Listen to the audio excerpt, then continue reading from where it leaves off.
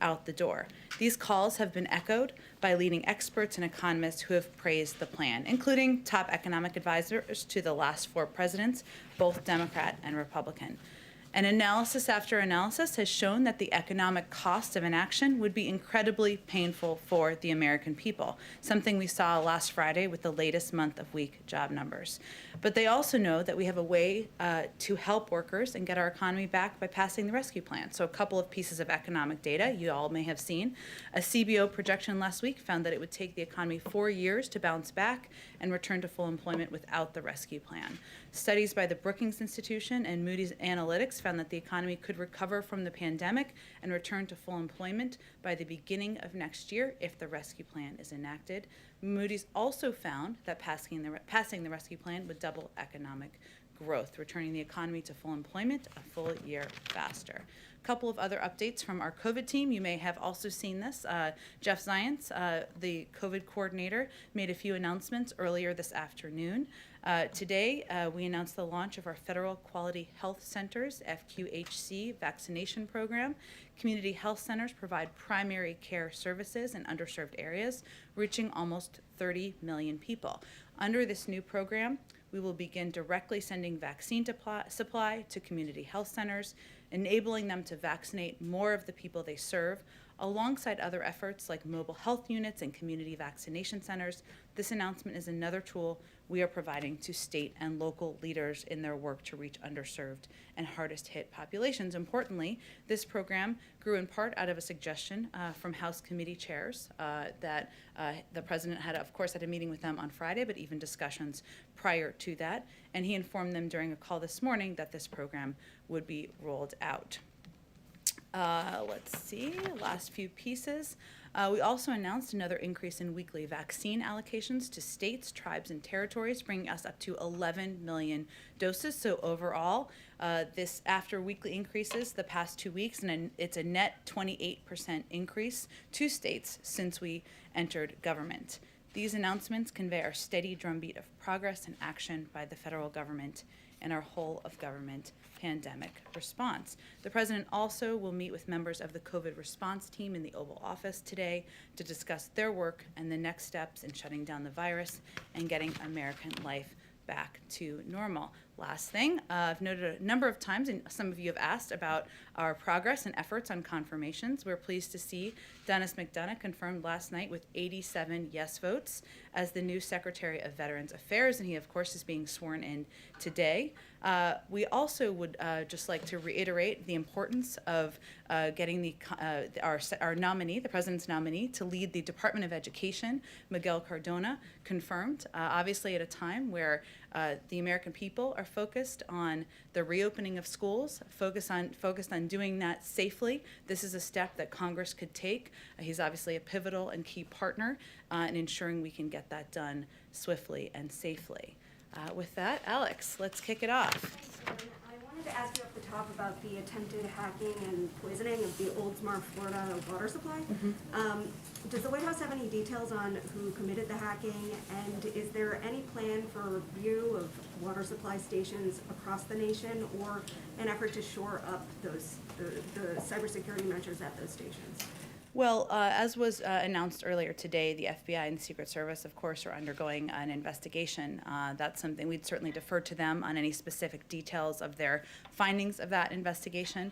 I will say, broadly speaking, that the president, the vice president, members of our national security team are focused on elevating cybersecurity as a threat that has only increased over the past several years. That's why they've made it an across government focus on why he has elevated positions in the White House and other parts of our government. And then can you share any details on the president's visit to the Department of Defense? What will he be discussing with Secretary Austin? Sure. The president will visit the Pentagon tomorrow, where he will thank the men and women serving our country and keeping the American people safe. As the first president in 40 years with a child who served in the military, he has a personal connection to the important role of the work of the military, the men and women who serve. He will also discuss the vital role of the Department of Defense in our national security, talk about the significance of having the first African-American Secretary of Defense in history leading the department. The visit has special resonance coming during Black History Month. Over 40% of active duty forces are men and women of color, and you will hear President Biden pay special tribute to the rich history of Black service members tomorrow. Any new policy rollouts tomorrow, or is it just? He will certainly, as I noted, talk about the important role of the Defense Department in our national security, but we will have more to share about that as we get closer to his visit. Go ahead. Oh, let's go. Jeff Reuters, I promised you. Go ahead. Thanks, Jen. Can you tell us how the CEOs were chosen for today's meeting with President Biden? I see some diversity in that group, which isn't always common at the top echelons of corporate America. Was that one of the factors? Far too uncommon, yes. Is that one of the factors, and how did you go about choosing them? Well, first I would expect that this is the first of many engagements the president will have directly with leaders from the business community, and this was an opportunity to speak directly with some who are major employers in the country, some who are leading the Business Roundtable or other organizational kind of business groups where they speak to many business leaders across the country. So this was an opportunity to have a smaller meeting. It's only about half a dozen, as you know, and discussion about the American Rescue Plan, how it will impact workers and American families, and how they can work together to get people back on their feet. Specifically, Walmart and J.P. Morgan, what is the president's ask of those types of companies for this?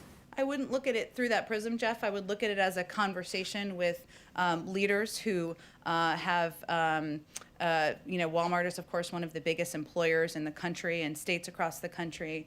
Obviously, Jamie Dimon is somebody who has been in the business sector for many, many years. So it's more of a discussion about the country and the economic downturn that we've gone through. The president wants to lay out all of the specifics of his plan, hear feedback from them, as he has with many different groups over the past couple of weeks. Just one other econ-related question. Did the White House ask OMB Director nominee Neera Tanden to apologize to Republicans in her testimony this morning, and how confident are you about that nomination now? Well, the president wouldn't nominate anyone he wasn't confident could get confirmed and didn't deserve the consideration and confirmation of Senate Democrats and Republicans. We certainly did not ask her to make any specific comments in her testimony today. Go ahead, Kristen. Thank you, Jen. A couple of questions on the impeachment and the COVID package that President Biden is proposing. First, on impeachment. Today there's going to be a debate over the constitutionality of the process, whether it's constitutional to try to remove from office a former president. Does President Biden have any concerns that this trial could set a dangerous precedent for the institution of the presidency? Well, President Biden, we put out a statement following the conclusion of the House vote just a couple of weeks ago, and he made clear in that statement that he felt the process should proceed as history, and many laws predetermine, and he is going to wait for the Senate to determine the outcome of this. But his view is that his role should be currently focused on addressing the needs of the American people, putting people back to work, addressing the pandemic. Does he see it as constitutional?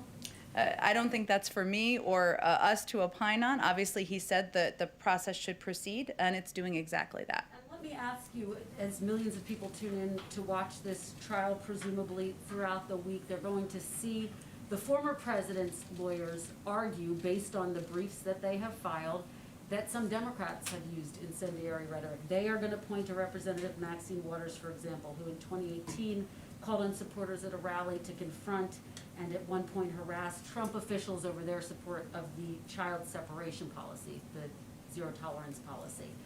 That's something that Cedric Richmond said she had a constitutional right to express those views. So how does the White House view that as any different?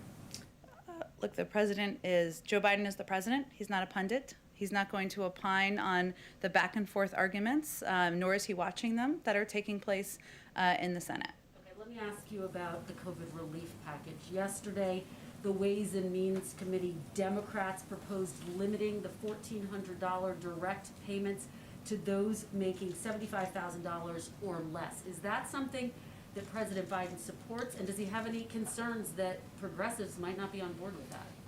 Well, the president has conveyed from the beginning of this discussion that he's open to having a discussion about the thresholds. He has been firm in his resolve that Americans should be made whole on the $2,000 checks, which of course would mean be maintaining his firmness on the $1,400 checks, right? But there's been a discussion about the thresholds and what those should look like. And he doesn't feel that families making over $250,000 a year should be the target of this relief. But there is a scale up, right? Even in the recent negotiations from the 75 and from the 150, it's just will reach a certain top threshold where people would not receive relief. So, but has he determined whether he would support that? Does he support 75,000 as being the threshold? It's not the threshold. That's kind of who would receive the maximum amount. There is then a scale up beyond that. These negotiations are ongoing. We certainly support the discussions as they're happening, and certainly his view is that these should be. He's open to the discussion about making them more targeted and ensuring that people who need relief the most receive the relief. Go ahead. I had a couple, but I wanted to follow up on something Jeff asked, which Okay. is Jamie Dimon is among those participants, and there's been complaints both that big banks like J.P. Morgan have made it difficult for small businesses, minority businesses to access PPP loans, and lots of data that shows recently big banks have been scaling back consumer lending and instead buying government securities. And so I know that this is kind of a cheerleading event for the president's legislative package, but is he going to raise either of those issues with Jamie Dimon when he has the opportunity? Well, the president does not have a litmus test that he gives people before he meets with them in the Oval Office. Otherwise, he would not have met with 10 Republicans last week. So they don't agree with him on everything. I'm sure the business leaders would convey that to you. He doesn't agree with them on everything. But this is really a discussion about the American Rescue Plan, a plan that will help spark economic growth, help put people back to work, help get our economy on a path to recovery, and hopefully that's something they can all agree on. And I know that you guys have put together a task force to look at domestic extremism following what happened in January. But there's been a lot of reporting about the breakdowns that have happened in the government ahead of that, coordination between DHS and the FBI and Capitol Police. So I'm wondering, especially as there's chatter indicating that there might be further sort of demonstrations surrounding the election, what, if anything, the administration is doing to Surrounding which election? Sorry, I'm just trying to follow you. the past one. The past one. Yes. Okay. There's been online chatter that there's going to be another demonstration in March here in Washington. My point is the administration doing anything to look at the kind of breakdown that happened within law enforcement and the federal government ahead of January 6th to make sure that it's not replicated in the future? Well, I think one of the steps we took was the president named a head of Homeland Security in the White House, a role that did not exist in the prior administration, who can serve in a coordinating role to ensure that we are in touch with state and local authorities and officials, something that wasn't happening at a pace and with a level of coordination that should have happened in the last administration. We obviously came into office, or the president came into office, and our entire national security team did at a time of heightened alert, even on the day of the inauguration and following. So I would say we certainly are not looking to the past administration as a model, and we are charting our own path to make sure we do things differently. And lastly, the World Health Organization said today that it was extremely unlikely that the coronavirus escaped the lab in Wuhan. And I'm just wondering, especially now that we've sort of resumed our participation in the WHO, if the administration agrees with that assessment. Yeah, we have obviously seen those reports, as I mean the public reporting on it. We're looking forward to receiving the report and the data from the WHO investigation. We haven't looked at the data specifically ourselves, so we'd like to do that. We've expressed our concerns regarding the need for full transparency and access from China and the WHO to all information regarding the earliest days of the pandemic, but we weren't involved directly in the implementation of this investigation, and again, we'll just look forward to reviewing the findings in detail. Go ahead. Oh, we'll come back to you, Caitlin. I'm sorry. Go ahead. Two questions on schools. You opened up talking about reopening schools as being a priority for the administration. Are there any discussions within the administration of providing these kind of rapid tests that are being produced by Illum and other companies to help that move quicker, to get those tests to local school systems within the states? Well, our focus really at this point in time is waiting for the CDC guidelines to come out and give schools across the country, school districts across the country, the first medical and scientific recommendations and guidelines that have been given from the federal level. And obviously, once those are put out publicly and concluded, we will look for ways to work with states to ensure that schools are getting the resources they need. That's part of why we proposed funding in the American Rescue Plan, but we want to wait to see what the health and medical experts have in those guidelines to ensure we're directing those resources in the right way or working with states to do exactly that. Okay, secondly, on President Biden's transgender rights executive action, specifically when it applies to high school sports. What message would the White House have for trans girls and cis girls who may end up competing against each other and sparking some lawsuits and some concern among parents? So does the administration have guidance for schools on dealing with disputes arising over trans girls competing against and with cis girls? I'm not sure what your question is. The president's executive order had. I'm familiar with the order, but what was your question about it? My question is, does the president have a message for local school officials on dealing with these kind of disputes that are already starting to arise between, trans girls who are competing and cis girls and a level playing field, particularly in high school sports when it leads to college scholarships? Is there any kind of messaging or clarification that the White House wants to give on the executive order? I would just say that the president's belief is that trans rights are human rights, and that's why he signed that executive order. And in terms of the determinations by universities and colleges, I would certainly defer to them. Go ahead oh, sorry, Caitlin, go ahead, and then we go to the back. Go ahead. It's okay, I don't mind when you call me. I have 3 quick questions. One, on what Democrats have put forward with these stimulus checks. It's not changing the income cap. So instead of limiting it from the $75,000 to get the full $1,400, that's staying where it is. President Biden had said he was open to targeting that. So did he sign off on what the Democrats have now put forward? You mean where the cap stops or where the threshold stops at the top? The cap stops for the full $1,400. Right now it's $75,000 as opposed to $50,000 or what others like Joe Manchin had proposed. So did he sign off on the latest proposal from them yesterday? Well, his proposal was originally 75, right, and 150. And he's open to targeting, which it still will be targeted, because it's about the question of what the threshold goes up to, right? Because prior, in earlier proposals, it had a higher threshold where it went up to a higher income level for families where they would get some version of a check, not the $1,400, right, but a smaller version. So he's fine with not bringing down that cap at the $75,000 to a $50,000 like others. he supports that. Where the status of the negotiations is at this point, yes, of the $75,000. Okay, my second question is, we had the acting attorney general ask all of the Trump-appointed U.S. attorneys to resign from their post, with the exception of 2, the one overseeing the beginnings of the Russia probe and the one overseeing Hunter Biden's tax probe. Can you comment on that?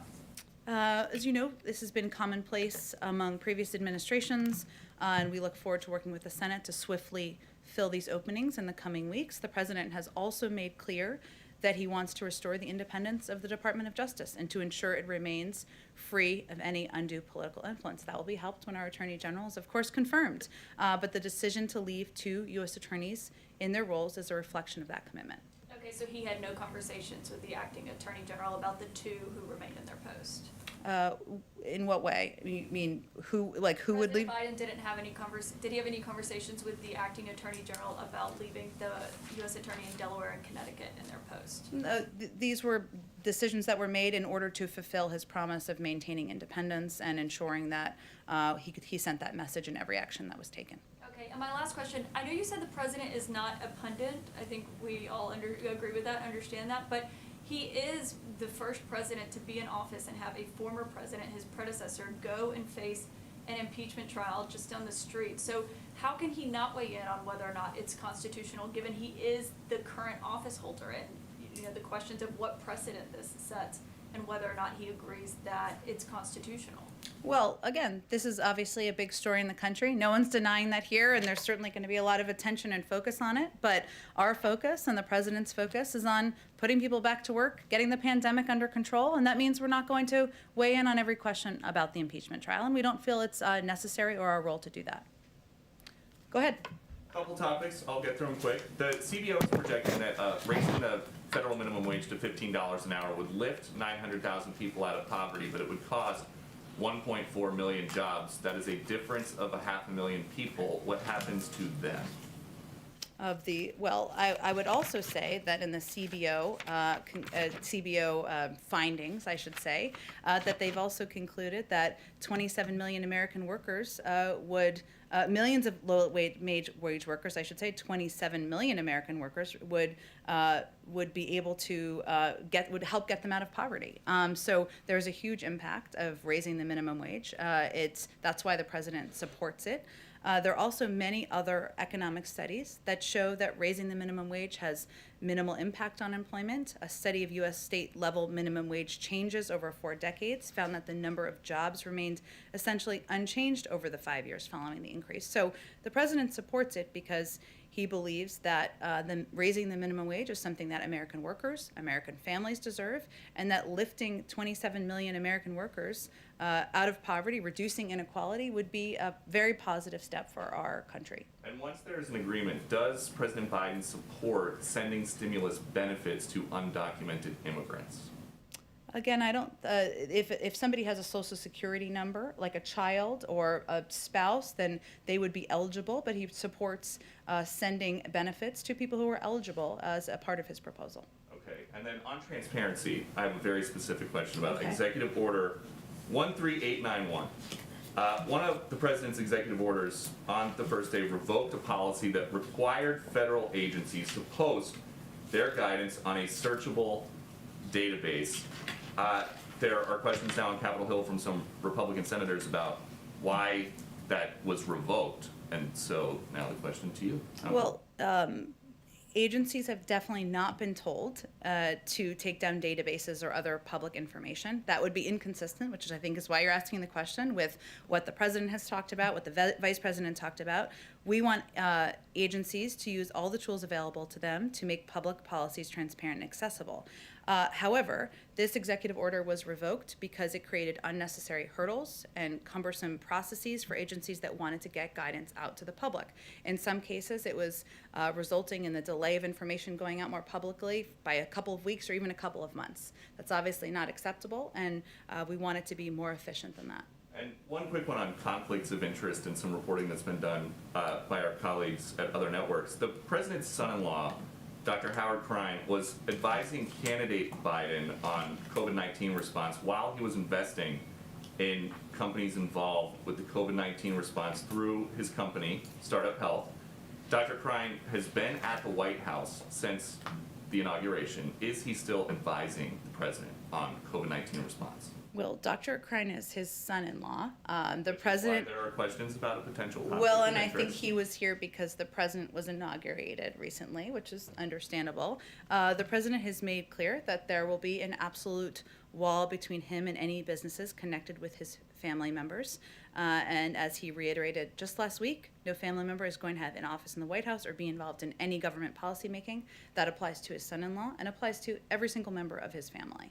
Just from a broad perspective, though, like the 30,000-foot view of this, candidate Biden was very concerned about the last president's potential conflicts of interest. At one point in 2019, he tweeted, "Hosting the G7 at Trump's hotel, a president should never be able to use the office for personal gain." So how is the White House going to guarantee to members of the public that nobody in the family is using the office for personal gain?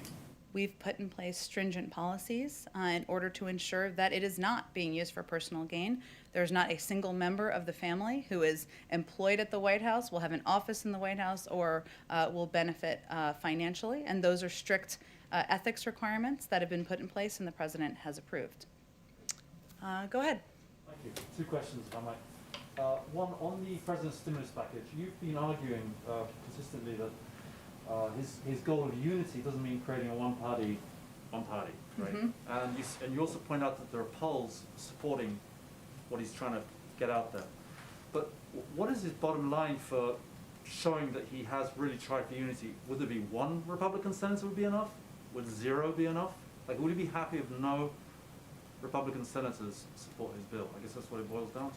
Well, the president is certainly hopeful that the process that's underway now, the markups that are happening in the House, the markups that will then proceed in the Senate, will provide an opportunity for Republicans, Democrats of all different political stripes, to put their ideas forward and have those ideas considered.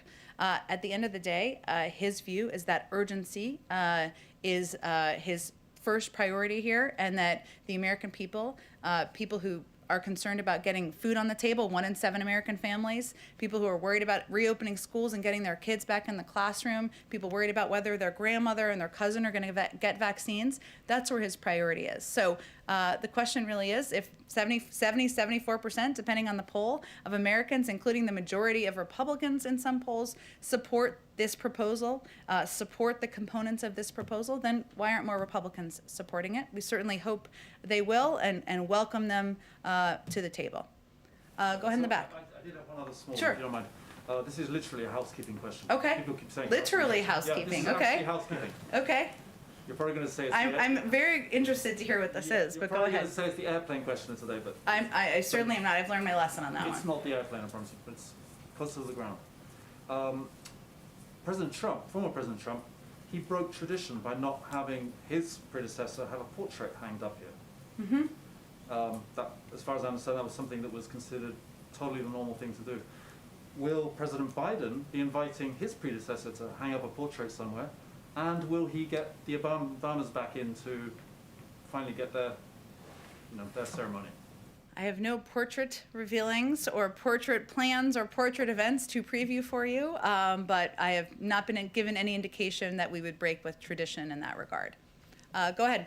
Thank you, ma'am. This is distinctly not an impeachment question, but. Okay. It can be an impeachment question. You can ask whatever you want. Go ahead. Thank you.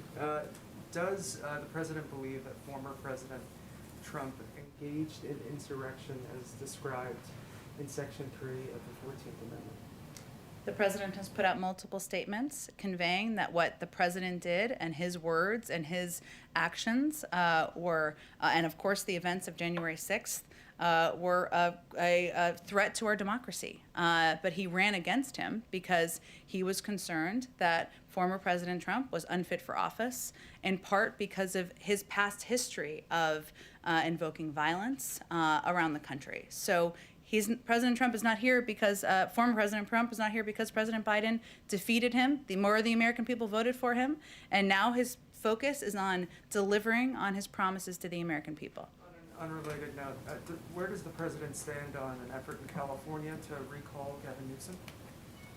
I have not spoken with the president about the recall, I should say, or the efforts to recall former Governor Newsom. Obviously, he is somebody who he has been engaged with in the past. They have a range of issues they have common agreement on, from the need to address climate change, to put people back to work, to address the COVID crisis. We remain closely engaged with him in his office. Go ahead. Thank you, ma'am. I've got a quick personnel question and then 2 follow-ups. About a year ago in March, President Biden said that Beto O'Rourke would be helping him when it came to his push for gun control. Does Mr. O'Rourke have any official role here at the White House, or has the president discussed anyone with him?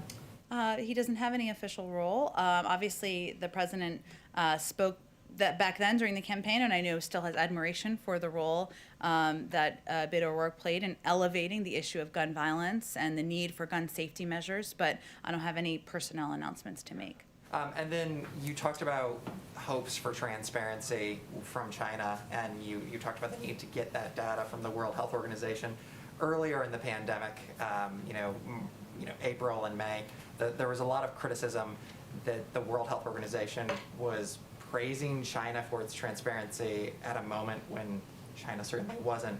Are there any type of reforms now that the United States has rejoined that President Biden would like to see from the World Health Organization? Well, one of the reasons, of course, that we want to take a look at the data ourselves is because we were not involved in the planning and implementation of the investigation. We also feel, of course, we rejoined the World Health Organization, but that it's imperative that we have our own team of experts on the ground in our embassy in Beijing and otherwise to make sure we have eyes and ears on the ground. But I don't have any more reforms or anything to announce for you at this point in time. And then back to the CBO report that Peter was asking a second ago. Yep. Is there a specific plan for anyone who would lose their job if the minimum wage is increased, or is it just a hope that CBO is wrong about those numbers? Well, remember that the plan, the American Rescue Plan, why there was a score of any component of it, would put millions of people to work. And that is also something that outside economists and many studies have shown. And so our whole objective here is to make sure, make sure we are getting people the assistance they need, make sure we are putting vaccines in the arms of Americans, and make sure we are, reopening schools. And let me just remedy something I just said. The president is going to roll out a Build Back Better agenda, a jobs package, in the coming weeks. Part of his objective is combined with this package to make sure we are not only addressing the pandemic, but we are also reinvigorating the economy. So his goal with all of these plans is to work with Congress to put people back to work. And the minimum wage, increasing the minimum wage, is a way to ensure that workers are pulled out of poverty, that millions of workers who are doing honest work and making an honest living are not living on the poverty line. He thinks that's right, and that's something that should happen. But he has had no shortage of proposals to put people back to work, and part of the reason this was scored is because he's starting to put proposals forward. Go ahead, Hans. Just two questions. The first one, a pool question from a colleague in Canada, and that is that Canada's announced that it will require COVID negative tests for anyone crossing the land border into the United States. Does the U.S. plan to reciprocate? I don't have any additional travel restrictions to read out for you. Obviously, our COVID team and our health and medical experts make recommendations based on what is necessary to keep people safe, and they've put in place some travel restrictions, but I don't have anything to preview for you or predict on the Canada land crossing front. Okay, and then you mentioned the sort of goal of opening up schools swiftly and safely. Could you help us understand what the White House is, or what the president's definition of open schools is? Does it mean teachers in classroom teaching students in classroom, or does it just mean kids in classroom with a remote screen? Help us understand. Sure. His goal that he set is to have the majority of schools, so more than 50%, open by day 100 of his presidency. And that means some teaching in classrooms. So at least one day a week. Hopefully it's more. And obviously it is as much as is safe in each school and local district. When you say some teaching, you didn't use the same majority qualifier there. You just have to have some teaching in school, some teachers in school, not the majority of teachers in school and the majority of classrooms. Well, teaching at least one day a week in the majority of schools by day 100. And that's in-person teaching? In-person teaching, yes. Okay, thank you. Sure. Go ahead. Oh, go ahead. Thank you. Another CBO question. The report that came out yesterday said that the first 4 months of fiscal year 2021, the federal deficit rose 90% to $738 billion. Obviously, we've seen economists saying that it's better to do too much than nothing at all, but Republicans are expressing sticker shock. So I was curious what the president's plan was to decrease the deficit once the pandemic has abated and the economy is stabilized. Well, one thing that could happen is that the tax cuts for the highest income could be rolled back, and there's kind of a newfound concern about deficit reduction among some who supported those tax cuts. So, that's one suggestion. But the reason that the president and members of his economic team feel that a package of this size is so essential at this moment is because we are dealing with a pandemic. We are dealing with an economic downturn. People are suffering. The American people need assistance. And this emergency relief is something that the cost of doing nothing or the cost of doing too little is the greater risk, in his view and the view of many economists, and including his Secretary of Treasury. Thank you, Jen. Oh, thank you, everyone. I know you have to go. We'll do this again tomorrow. Thanks, Jen.